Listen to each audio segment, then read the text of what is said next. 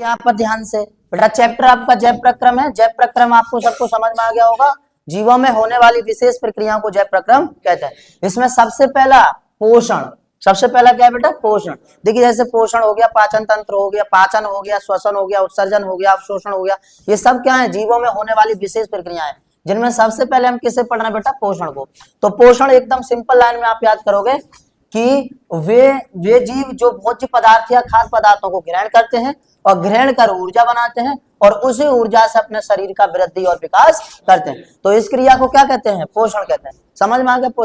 पोषण के कितने टाइप बेटा? स्वपोषण और परिपोषण, दो टाइप होते हैं, स्वपोषण और परिपोषण। स्वपोषण का मतलब क्या होता है? स्वपोषण का मतलब होता है इस प्रक्रम में जीव अपना भोजन स्वयं बनाते हैं।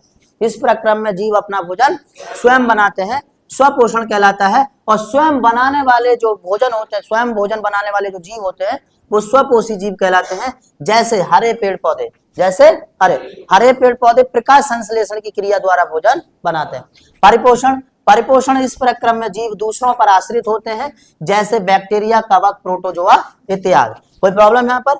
बेटा स्वपोषण का कोई प्रकार नहीं होता है क्योंकि वो स्वयं अपना भोजन बना रहे हैं। परिपोषण का प्रकार होता है यहाँ पर तीन। कितना टाइप? तीन टाइप। एक होता है प्राणजीवी संपोषण।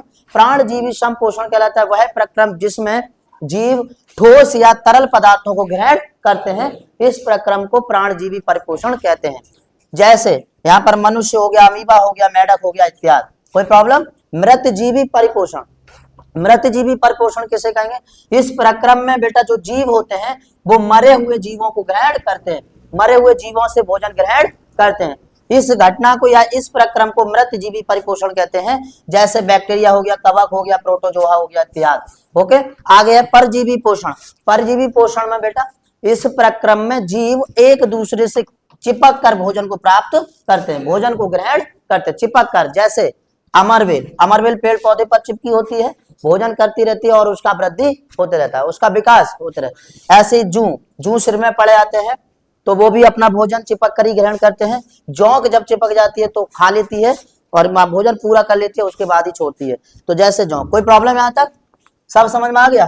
पूरा टेबल नोट कर लीजिए बेटा, बना लीजिए अच्छे से, और यहाँ से आप लोगों को याद करना है बहुत ही सही ढंग से। ठीक है।